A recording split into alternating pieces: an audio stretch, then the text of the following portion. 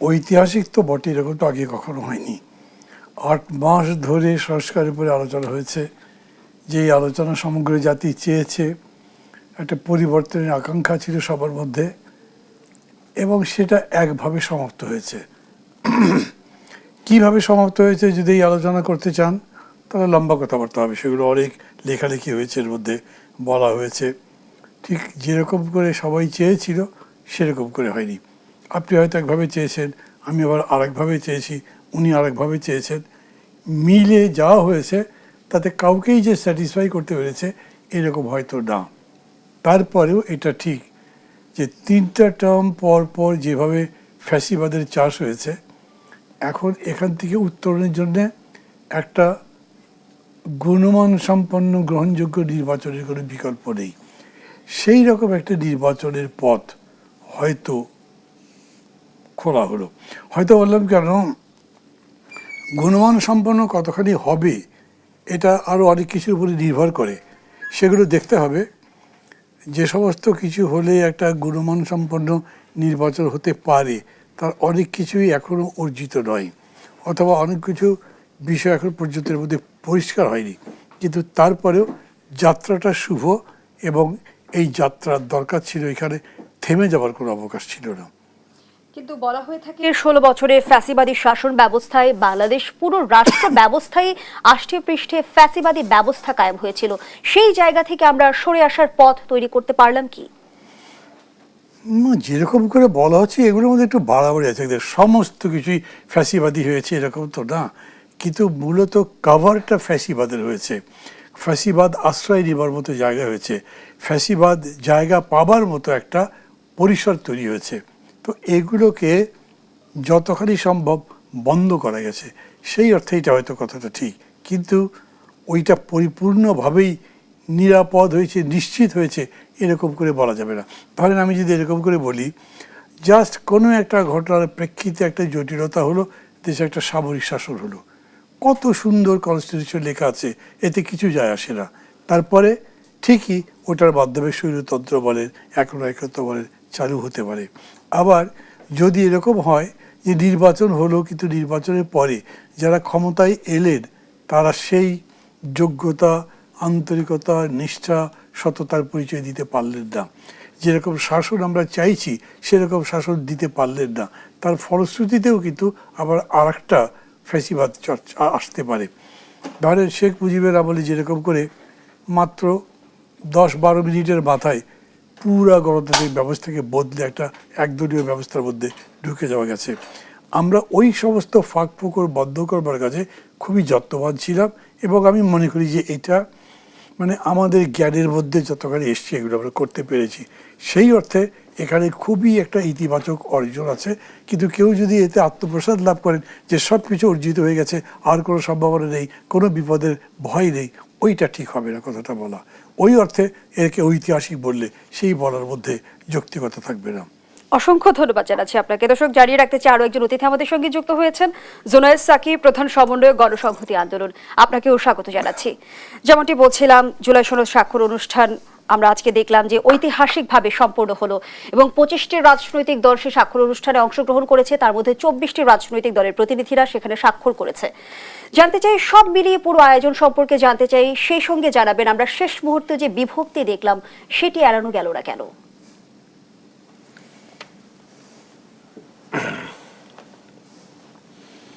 ধন্যবাদ আপনাকে। সবাই আলোচক সহ যারা দেখছেন সবাইকে সালাম এবং শুভেচ্ছা জানাই। আসসালামু আলাইকুম।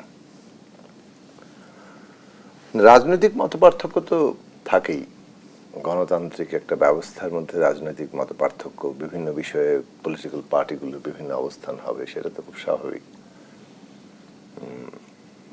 তবে আমরা যে ট্রানজিশনের মধ্যে আছি সেই ট্রানজিশনের প্রেক্ষাপটটা কি, সেইখানে এসে আমাদের কর্তব্যটা কি দাঁড়ায়। কারণ কনটেক্সটের মধ্যে কিন্তু কর্তব্য দাঁড়ায়। কনটেক্সটবিহীনভাবে একটা সর্ব জায়গায়, সর্বসময়ে, সর্বক্ষেত্রে বলে না, সকল স্থান কাল পাত্র নির্বিশেষে কোনো কর্তব্য থাকে, একটা সাধারণ সদা সত্য কথা বলিবার মতো একটা বলা যায় না। ফলে আমাদের কনটেক্সট আমাদের জন্য কর্তব্য নির্ধারণ করছে। এই কনটেক্সট ছিল একটা অভ্যুত্থান, রক্তস্নাত অভ্যুত্থান। সেই অভ্যুত্থানের মধ্য দিয়ে জনগণের কতগুলো আকাঙ্ক্ষা তৈরি হয়েছে। আকাঙ্ক্ষাগুলো কিভাবে তৈরি হয়, যেটার বিরোধিতার মধ্য দিয়ে সংগ্রামটা হয়, সেটার ভেতর থেকে কিন্তু আকাঙ্ক্ষার একটা আকার নিতে থাকে। আমি কিসের বিরোধিতা করছি সেটা থেকে বোঝা যায় আমি কি চাইছি। পুরোটা পায় না। এখন যদি কোনো একটা নির্দিষ্ট শক্তি উত্থান ঘটে এবং তারাই ওই আকাঙ্ক্ষার আকার দেয়, তাহলে একরকম জায়গা তৈরি হয়। আবার যখন ধরেন একটা সম্মিলিত মানে একটা লড়াই হয়, অনেকগুলো শক্তির সমাবেশ ঘটে, তখন আবার পদ্ধতিগতভাবে জিনিসটা ভিন্ন জায়গায় দাঁড়ায়। তো জুলাই অভ্যুত্থানের তো একটা ক্যারেক্টার আছে যেখানে ছাত্রদের, তরুণদের একটা অগ্রণী ভূমিকা আছে, কিন্তু সেটার প্রেক্ষাপটে রাজনৈতিক দল, শ্রেণী পেশা, নানা সংগঠনের দীর্ঘদিনের লড়াই আছে। এমনকি খোদ জুলাই অভ্যুত্থানেও তাদেরও অংশগ্রহণ আছে। এমনকি ধরুন জুলাই অভ্যুত্থানের ক্রুশাল মোমেন্টগুলোতে এসে এটা একটা জনতার অভ্যুত্থানে পরিণত হচ্ছে এবং সেখানে দেশের শ্রমজীবী তরুণরা, দেশের সাধারণ মানুষ, নাগরিকরা যেভাবে নেমে এসছেন বিভিন্ন বয়সী, ফলে সব মিলিয়ে এটা একটা লড়াই, জনতার লড়াই। তার মধ্যে জনতাকে প্রতিনিধিত্ব করার বিভিন্ন রকম শক্তি আছে। সেই জায়গাটা আমরা বারবার বলার চেষ্টা করেছি যে এখানে এটা পদ্ধতিগতভাবে, সে কারণে আমাদেরকে কনসেনসাস কিংবা একটা ঐকমত্যের মধ্য দিয়ে এগোতে হবে। কনসেনসাস ছাড়া আমরা যখন কোনো জায়গায় যেতে যাব, তাহলে একটা পক্ষ আরেক পক্ষকে, এক পক্ষের কথা আমাদের সবার মেনে নিতে হবে, সেই রকম শক্তি ভারসাম্য তৈরি হয়নি, সেইভাবে কেউ নির্ধারক হয়ে ওঠেনি। ফলে আপনি যাকে আকাঙ্ক্ষা হিসেবে ঠিক করছেন, আরেকজন সেটাকে আকাঙ্ক্ষা নাও মনে করতে পারে। সেই পার্থক্যের জায়গাগুলো থাকে। ফলে কনসেনসাসটা কি সেটা অনুধাবন করা। তা আমরা সেইটার উপর জোর দিয়েছি এবং আমরা সেটা তৈরিতে চেষ্টা করেছি। কনসেনসাসে আমরা প্রায় পৌঁছেছি। এখন গ্যারান্টি, আস্থা অনাস্থার প্রশ্ন, এটা কিন্তু আপনি তৈরি করে ফেলা যায়। ছোট করে যদি শুনি, আমরা এই গ্যারান্টির জায়গাতেও কথা বলেছিলাম যে জুলাই জাতীয় সনদ যেটা তৈরি হচ্ছে সেখানে ঐকমত্য আছে, কিছু ভিন্ন মত আছে, সবটা মিলেই জুলাই জাতীয় সনদ। দুটো জিনিসের দরকার। একটা হচ্ছে আগামী, মানে এর আইনি বাধ্যবাধকতা থাকবে কিনা, এই জুলাই সনদ বাস্তবায়নের একটা বাধ্যবাধকতা আছে কিনা। দুই, যে সংসদে এই জুলাই সনদ গৃহীত হবে, সেই সংসদে এই গ্রহণটা একটা জনগণের অভিপ্রায় আকারে গ্রহীত হচ্ছে কিনা। অর্থাৎ সংবিধান তৈরির ক্ষেত্রে জনগণই তো প্রধান শক্তি। জনগণের ইচ্ছার প্রকাশ হিসাবে ওই ক্ষমতা নিয়ে, জনগণের ক্ষমতা নিয়ে তার যে একটা সংবিধান তৈরির ক্ষমতা থাকে, সেই ক্ষমতা ওই সংসদে থাকবে কিনা। এই দুটো প্রশ্ন কিন্তু বাস্তবায়নের ক্ষেত্রে প্রধান হয়ে উঠছিল। সেইটাকে যে পদ্ধতিতে আমরা গ্রহণ করার জায়গা গিয়েছি, একটা বৈপ্লবিক পদ্ধতি আছে পৃথিবীর বিভিন্ন দেশে, আর একটা কনস্টিটিউশনাল পদ্ধতি আছে। আমরা ঠিক মাঝামাঝি, এর মধ্যে বিপ্লবী পরিস্থিতিও আছে, আবার আপনি কনস্টিটিউশনের মধ্যে দিয়ে সরকার গঠন করেছেন এবং সেই দায় থেকে যারা এখন আন্দোলন করছেন তারা কেউই বিচ্ছিন্ন। সেই প্রচেষ্টা সফল হলো কি? আমরা মনে করি সফলের জায়গায় ছিল। তবে এনসিপির অংশগ্রহণ না করার ক্ষেত্রে আমরা যতটা জেনেছি, সেটা হচ্ছে যে তারা ওইটার আরো সুনির্দিষ্ট জায়গা চায়। সেটার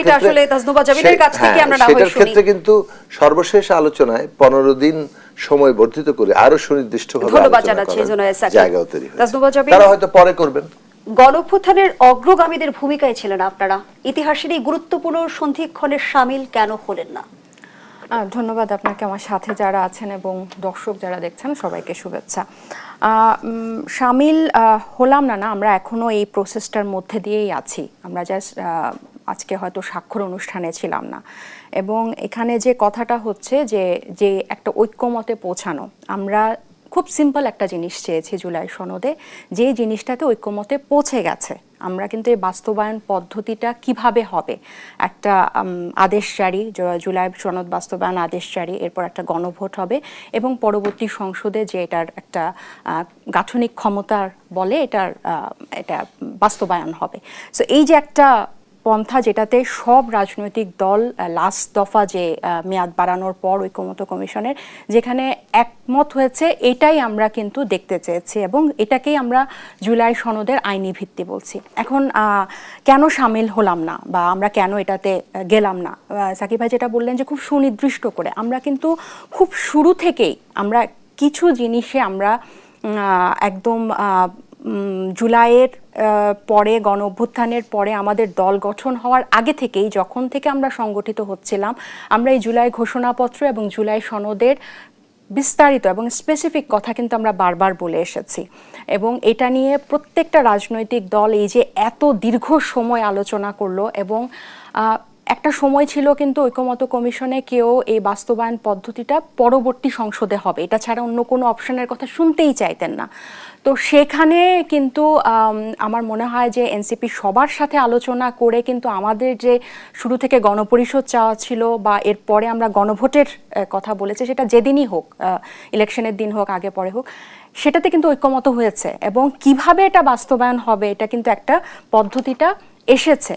এবং আমরা এই সরকারটাকে বা বর্তমানে এই অবস্থাটাকে আমরা যে ভাষায়, যে আইনের ভাষায় যেভাবে আমরা অলংকারিত বা সংজ্ঞায়িত করি না কেন, আমরা সবাই জানি যে এটা রক্তের উপর দাঁড়ানো একটা সরকার। এই গণ অভ্যুত্থান যদি না হতো, এই 1400 মানুষের বিনিময়ে যদি এই সময়টা না আসতো, ফ্যাসিস্ট না পালাতো, আমরা কিন্তু এই সময়টা আসতো না আমাদের। এখনো হয়তো এই হাসিনার ওটাই চলতো, আমরা যার যার কাজে হয়তো থাকতাম। তাহলে এটাকে কিন্তু আমাদের মানতে হবে যে একটা গণ অভিপ্রায় মানে পিপলস উইলের কারণেই কিন্তু এটা হয়েছে। সো আমরা যেই স্বৈরতন্ত্র থেকে গণতন্ত্রের দিকে যাওয়ার কথা বা দেশকে এগিয়ে নিয়ে যাওয়ার কথা, এই যে আপনি একটু আগে বলছিলেন না যে সব কিছুই ফ্যাসিবাদের মোড়কে, আমরা কিন্তু মানে অনেক 50 বছর, 5টা দশক পার করে ফেলেছে আমরা, বা এই প্রজন্ম বা তরুণ প্রজন্ম আর পিছন দিকে যেতে চায় না। আমরা হয়তো শক্তিতে বা আমাদের কণ্ঠে অনেক দুর্বল, ক্ষমতাসীন, আমাদের সাংগঠনিক বিস্তৃতি এত নেই, আমাদের অনেক বাধা আছে, কিন্তু কিছু বিষয়ে আমরা খুব স্পষ্ট যে আমরা কি চাই। তার মধ্যে হচ্ছে এই গণতান্ত্রিক রুলগুলা, শাসন ব্যবস্থার, রাষ্ট্র কাঠামোর এই ব্যবস্থাগুলো যাতে এই দফা আর পিছনে না যায়, এখন থেকে যাতে সামনে যায়। তো এখন রাজনৈতিক দলগুলো যাতে এটাতে একমতে আসতে না পারে, খুবই স্বাভাবিক, পারবে না, তাহলে আমাদের উপরে কারা আছে? আমাদের উপরে জনগণ আছে। তো সব রাজনৈতিক দলগুলো কিন্তু একমত হলো যে জনগণই এটাতে অ্যাপ্রুভাল দিবে বা অনুমোদন দিবে গণভোটের মাধ্যমে। তাহলে আমরা যখন সে বাস্তবায়ন পদ্ধতিটা আমরা যখন অঙ্গীকার নামায় দেখি না, তখন কিন্তু আমাদের যে চাওয়া বা আমাদের যে কমিটমেন্ট, আমাদের সাথে মানুষের যে কমিটমেন্ট, বা আপনি যেটা বললেন অগ্রগামী, আমরা যে এই অভ্যুত্থানটাকে আমরা যেভাবে ধারণ করি, আমাদের যে আকাঙ্ক্ষা বা আমাদের যে রাজনৈতিক অধিকারের বলে আমাদের যে অবস্থান, সেটা আমাদের সাথে ম্যাচ হয় নাই বলে আপনি কিছুক্ষণ আগে বলছিলেন যে আপনারা এই প্রক্রিয়ার ভেতরেই আছেন এখন পর্যন্ত। কারণ হচ্ছে, কিন্তু আমি যদি একটু যুক্ত করি, কিছু রাজনৈতিক দল জাতীয় ঐকমত্যের নামে জনগণের সঙ্গে প্রতারণা করে একটি কাগজে সই করছে বলে মন্তব্য করেছেন এনসিপির আহ্বায়ক নাহিদ ইসলাম। আমি আসলে প্রতারণার বিষয়টি আপনার কাছ থেকে বুঝতে চাই। তাজনুবা জাবিন, যে আলোচনায় আমরা ছিলাম, কিছু রাজনৈতিক দল জাতীয় ঐকমত্যের নামে জনগণের সঙ্গে প্রতারণা করে একটি কাগজে সই করছে বলে মন্তব্য করেছেন এনসিপির আহ্বায়ক নাহিদ ইসলাম। প্রতারণার বিষয়টি বুঝতে চাই। এটার আগে, বিরতিতে যাওয়ার আগে আপনি যে বললেন যে প্রক্রিয়ার মধ্যে আছি আমরা, জাতীয় ঐকমত্য কমিশন কিন্তু আরও 15 দিন মেয়াদ বাড়িয়েছে, এবং এর পরবর্তীতে কিন্তু তারা এই বাস্তবায়ন প্রক্রিয়াটা এবং আদেশ জারি করে বাস্তবায়ন প্রক্রিয়াটা কিন্তু ইনক্লুড করবে। সো আমাদের সাথে যখন আলোচনা হবে, আমরা কিন্তু ওই আলোচনাতে থাকবো, এবং ওনারাও জানিয়েছেন যে এটা যদি সব দিকে আমাদের সাথে, আমরা যে দাবিটা জানিয়েছি সেটার সাথে যদি মিলে যায়, আইনি ভিত্তিটা যদি ইনক্লুড হয়, তখন কিন্তু আমরা এটাতে যে কোনো সময় সই করতে পারবো। সো আমরা কিন্তু এটার মধ্যে প্রক্রিয়াধীন, মানে প্রক্রিয়াটার মধ্যে আছি বলতে আমি এটা বুঝিয়েছি। আরেকটা হচ্ছে যে বিভিন্ন রাজনৈতিক দলের কথা যেটা বলা হয়েছে, আমরা আসলে আমি যেটা প্রথম পার্টে বললাম যে আমরা কিন্তু এটার মানে শুধু ফর্মালিটিস হোক একটা, এটা কিন্তু চাই নাই। হ্যাঁ, যে একটা আনুষ্ঠানিকতা, একটা কাগজে একটা ব্যাপার হবে, এটা আমরা চাই নাই। আমরা কিন্তু সবাই মিলে এটার একটা লিগ্যাল বেস হবে, এবং এটা পরবর্তী পার্লামেন্টে কিভাবে ট্রিট হবে, এটা কিভাবে সংবিধানে ঢুকবে, জনগণ কিভাবে এই জিনিসটাকে গণভোটের মাধ্যমে অ্যাপ্রুভাল দিবে, এটার কিন্তু আমরা পুরো প্রক্রিয়াটা আমরা একমত হয়েছিলাম। কিন্তু আপনি যখন ওইটাকে বাদ দিয়ে যখন এটা করেন, কারণ আমাদের এই পলিটিক্যাল মানে মৌখিক পলিটিক্যাল যে কমিটমেন্ট বা রিটেনেও বলেন, এটার কিন্তু খুব একটা আমরা কিন্তু 3 জোটের রূপরেখার কথা জানি। আমি যে বললাম যে আমরা পিছনে যেতে চাই না, আমরা এটাতে তো ঐকমত্য হয়েছি, তাহলে এটা এখানে ইনক্লুড করতে সমস্যাটা কোথায়? এমন না যে ব্যাপারটা আলোচনা হয় নাই এবং আমরা আউট অফ নোয়ার এসে শেষ মুহূর্তে এটার জন্য বলে বসলাম। আরেকটা হচ্ছে, অনেক রাজনৈতিক দল এটা নিয়ে পিআর চেয়ে কিন্তু মাঠ পর্যন্ত গিয়েছে, তারা সমাবেশ করেছে এটার দাবিতে, কিন্তু তারাও আজকে কিন্তু আপনার এটাতে সাইন করেছে। এবং ঐকমত্য কমিশনের সহসভাপতি আলী রিয়াজ স্যার কিন্তু বলেছেন যে যেটা খসড়া হয়ে গেছে ফাইনাল, এখানে কিন্তু সংশোধন করা যাবে না। আমরা যে বাস্তবায়ন প্রক্রিয়াটা এখানে ইনক্লুড করার কথা যখন বললাম, তখন কিন্তু আমরা আবার আজকে দেখলাম যখন জুলাই আহতরা যখন সেখানে তাদের দাবি নিয়ে গেল, তাদের চিকিৎসা, নিরাপত্তা, মাসিক ভাতা এবং পুনর্বাসনের জন্য, তখন কিন্তু 5 নম্বর ধারাটা আবার সংশোধন করে যুক্ত করা হলো এবং আলী রিয়াজ স্যার এটার জন্য দুঃখও প্রকাশ করলেন। তাহলে কিন্তু আমরা এখানে একটা দুই ধরনের ব্যাপার দেখলাম। হ্যাঁ, তো সব মিলিয়ে কিন্তু এটা আমাদের কাছে মনে হয়েছে যে আমরা যে কমিটমেন্টটা জুলাই গণ অভ্যুত্থানের সাথে রাখি বা মানুষের সাথে আমাদের যে অ্যাটাচমেন্ট, যে বিষয়টা নিয়ে, আর সবচেয়ে বড় কথা যে জিনিসটাতে আমরা একমত হয়ে গিয়েছি, সেই কাগজটার কেন একটা লিগ্যাল ভিত্তি থাকবে না, এটাই ছিল আমাদের প্রশ্ন। ধন্যবাদ জানাচ্ছি তাসনুবা জাবিন। জনাব মাহমুদুর রহমান মান্না, আমরা যেমনটি দেখলাম যে জুলাই সনদ স্বাক্ষর অনুষ্ঠানে জুলাই যোদ্ধাদের সঙ্গে পুলিশের সংঘর্ষ, ধাওয়া পাল্টা ধাওয়া, লাঠি পেটা এবং ভাঙচুরের মতো ঘটনা ঘটলো। এই অনাকাঙ্ক্ষিত ঘটনার দায় আসলে কার? কঠিন প্রশ্ন করে ফেললেন তো, কাকে দায় দেবো? আমি তো স্পটে ছিলাম না, ডিটেলস জানতেও পারিনি। মানে ওখান থেকে তো জানা সম্ভব না। পরে ধরেন বাসায় এসে টেলিভিশনে যে নিউজগুলো দেখলাম তাতেও যে খুব ভালো করে বুঝলাম সেরকম না। কিন্তু আমি একটা খারাপ কথা বলি, ওনার খারাপ লাগতে পারে। হয় কি জানেন, একটা ব্যানার আপনি ঝুলিয়ে দিয়েছেন, ব্যানারের পেছনে অন্য কেউ এসে একটা কিছু করলো, ওই ব্যানারের উপরে যায়। যেরকম করে ইস্যুটা তৈরি হয়েছে, সেই ইস্যুটা হচ্ছে তারা যে যে দাবি জানিয়েছেন সেই দাবির প্রেক্ষিতে বিক্ষোভ, এবং সেই বিক্ষোভের প্রেক্ষিতে এই ভাঙচুর ইত্যাদি ইত্যাদি। নর্মালি বিষয়টা এরকম করে যায়। যদিও আমি দেখলাম, আমি ওটা বসে বসেই খেয়াল করলাম যে সরকারের পক্ষ থেকে বা ধরেন কমিশনের পক্ষ থেকে বিষয়টা এরকম করে বলা হচ্ছে না। তারা জুলাই যোদ্ধা বলেই বললেন।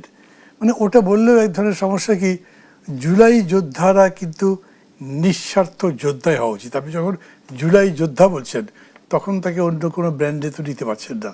একদম জুলাইকে পিন করে তার উপরে ভিত্তি করে আপনি বাকি তাদেরকে পরিচয়টা করিয়ে দিচ্ছেন।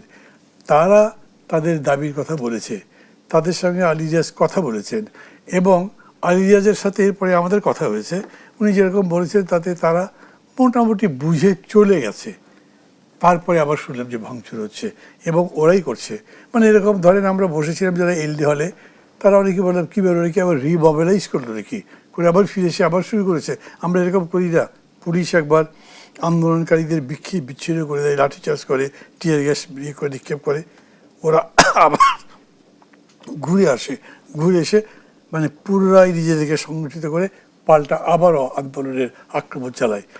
বিষয়টা বাইরে থেকে পারে বলে আপনি মনে করছেন বা ধারণা করছেন? আমি বলছি যে বাইরে থেকে দেখেন যদি, তাহলে বিষয়টা তাই। কিন্তু আমাকে নির্মমভাবে যদি এটা দেখা আমি উচিত মনে করি, কারণ আমার এনসিপির প্রতি যেই ধরনের একটা উইকনেস আছে, ইকুয়ালি অথবা তার চেয়ে বেশি জুলাই যোদ্ধাদের প্রতি আছে। আমি তাদেরকে কোনো কাঠগড়ে দাঁড় করাতে চাই না। ধন্যবাদ জানাচ্ছি জনাব মাহমুদুর রহমান মান্না। কথা শেষ হয়নি, ওই কথা শেষ করলে তারপর আপনি বলেন, আমি বেশি সময় নেব না। সেটা হচ্ছে এই যে ওরা একটা মতলব করে কাজটা করেছে, তা কিন্তু পরে বোঝা যায়নি। এখনও যেমন উনি বললেন যে তারা এই প্রসেসের মধ্যে আছে, তার মধ্যে এখান থেকে বেরিয়ে যেতে চায়নি, ঠিক ওখানেও যারা এই আন্দোলনগুলো করেছে, এই ভাঙচুর করেছে, তারা এই অনুষ্ঠানটা পণ্ড করতে চেয়েছে, এই রকম কিন্তু না। এই জন্য আমি মনে করি যে খুবই ম্যান হ্যান্ডেল করেছে গভর্নমেন্ট। আলোচনা কি করেছে অথবা কমিশন, তাদেরকে বোঝাতেই পারেনি। তাদের যে প্রশ্নগুলো ছিল সেই প্রশ্নগুলো হতে পারে যে এই মুহূর্তে আপনি বোঝাতে পারলেন না, কিন্তু তারা একেবারে ভায়োলেন্ট হয়ে যাবে এরকম জায়গায় হয়তো নাও যেতে পারতো, আমার মনে হয়েছে। ধন্যবাদ জানাচ্ছি আপনাকে। জোনায়েদ সাকি, জুলাই যোদ্ধাদের বিক্ষোভের মুখে আমরা দেখলাম জুলাই সনদের অঙ্গীকার নামার ৫ম দফা সংশোধন করেছে জাতীয় ঐকমত্য কমিশন। কোনোভাবে জুলাই ঘোষণাপত্র এবং জুলাই সনদে জুলাই যোদ্ধারা কি উপেক্ষিত? আগে কেন বিবেচনা করা হলো না বিষয়গুলো?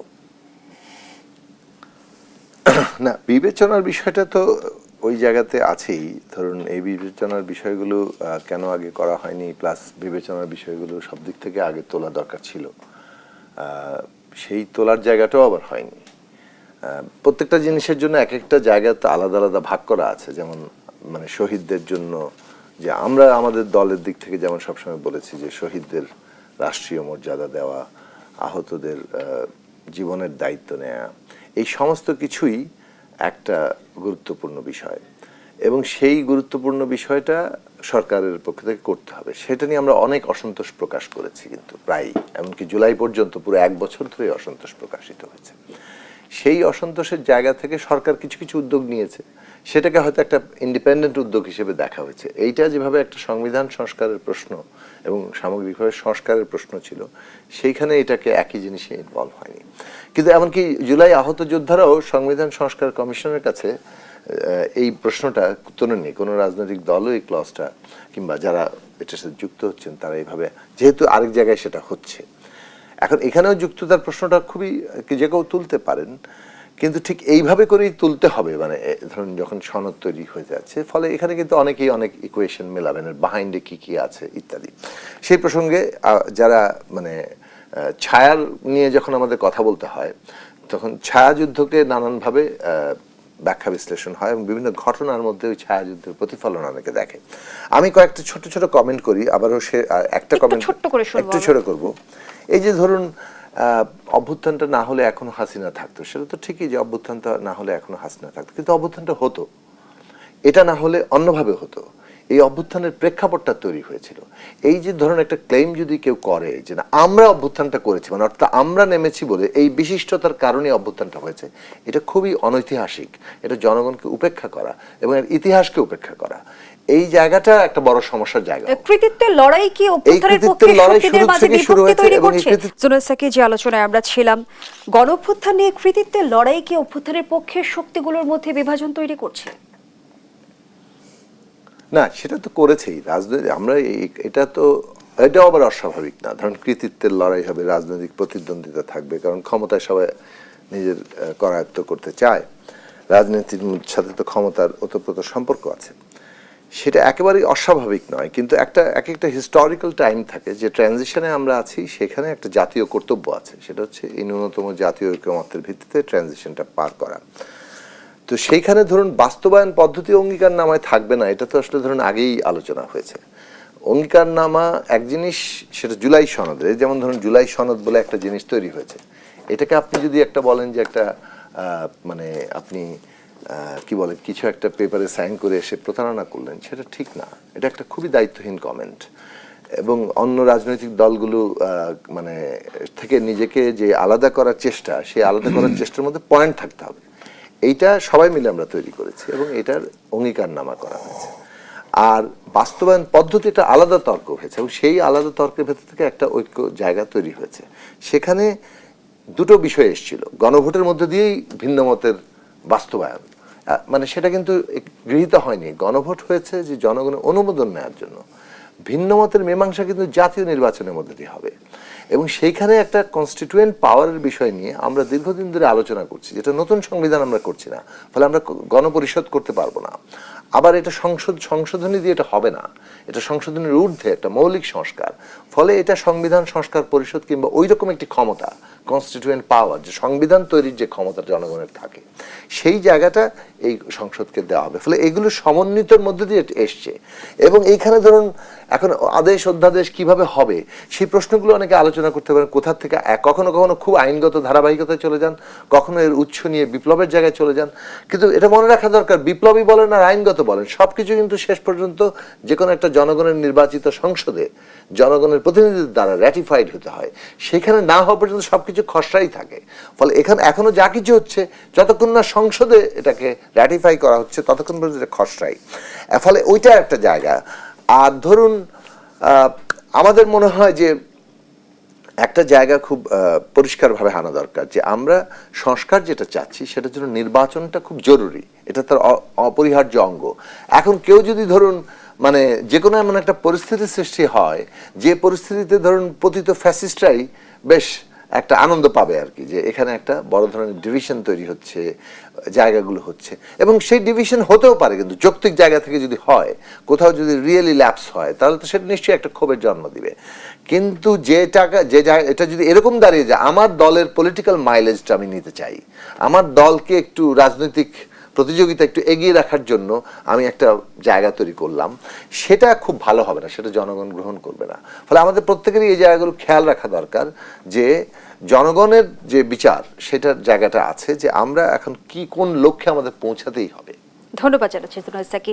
ডক্টর তাসদুবা জাবিন, জুলাই সনদ স্বাক্ষর নিয়ে আবারও দায়সার আচরণ করছে অন্তর্বর্তী সরকার, এমন অভিযোগ করেছেন সার্জিস আলম। অন্তর্বর্তী সরকারের প্রতি এনসিপি কি কোনো কারণে ক্ষুব্ধ? এর আগে রাজনৈতিক দলগুলো বিভিন্ন সময় আপনাদের বিরুদ্ধে অভিযোগ করেছে যে আপনারা সরকারের বিশেষ আনুকূল্য পাচ্ছেন, সেই সম্পর্কে সমীকরণ পাল্টে গেছে কি? আচ্ছা, এটার আগে আমি একটু বলি, যেটা হচ্ছে আজকের যে জুলাই যোদ্ধাদের ব্যাপারটা, যে আমাদের কোনো মানে একটা ছায়ার কথা বলছেন। আমাদের আজকে সকাল থেকে কিন্তু আমাদের দলীয় কর্মসূচি ছিল, আমাদের জাতীয় শ্রমিক শক্তির আত্মপ্রকাশ হয়েছে, আমাদের একটা বিশাল রিক্সা র্যালি ছিল শ্রমিকদের নিয়ে।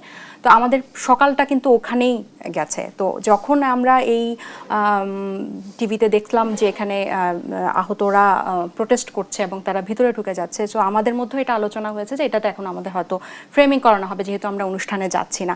এবং সত্যি কথা বলতে আসলে মান্না ভাই আমাদের খুবই শ্রদ্ধেয়ভাজন এবং ওনাকে আমরা খুব পছন্দ করি।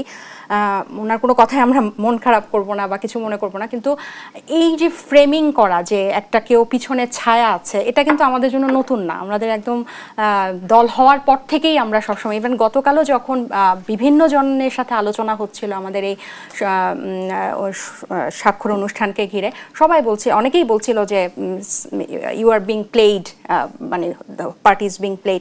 সো এই ধরনের আমরা কিন্তু এই ছায়ার কথা আমরা শুনে আসছি, কিন্তু এনসিপি একাই কিন্তু আসলে একটা, সাকিব ভাই যেটা বললেন যে একটা কারণে, আমাদের এই কারণটা কিন্তু স্পেসিফিক আছে যে আমরা একা কেউ কিন্তু কিছু করিনি। আমরা সব দল যেটাতে ঐক্যমত হয়েছে এবং যেই দাবিটাতে জনগণ সংশ্লিষ্ট যে অ্যাপ্রুভালের কথাটা আমরা বলছি, সেটাতে কিন্তু সবাই যুক্ত এবং সবার ঐক্যমত হয়েছে। ব্যাপারটা আমরা কারোর উপর চাপিয়ে দেই নাই, কিন্তু আমরা এনসিপি বা আমাদের এই ছাত্র তরুণদের এই অংশটা শুরু থেকে এই একটা বিষয়ে কিন্তু আমরা খুব দৃঢ়ভাবে আমাদের অবস্থান জানিয়েছি যে আমরা এই রিফর্মটা কিন্তু খুব ডিপলি চাই এবং স্ট্রাকচারালি চাই এবং সলিড চাই।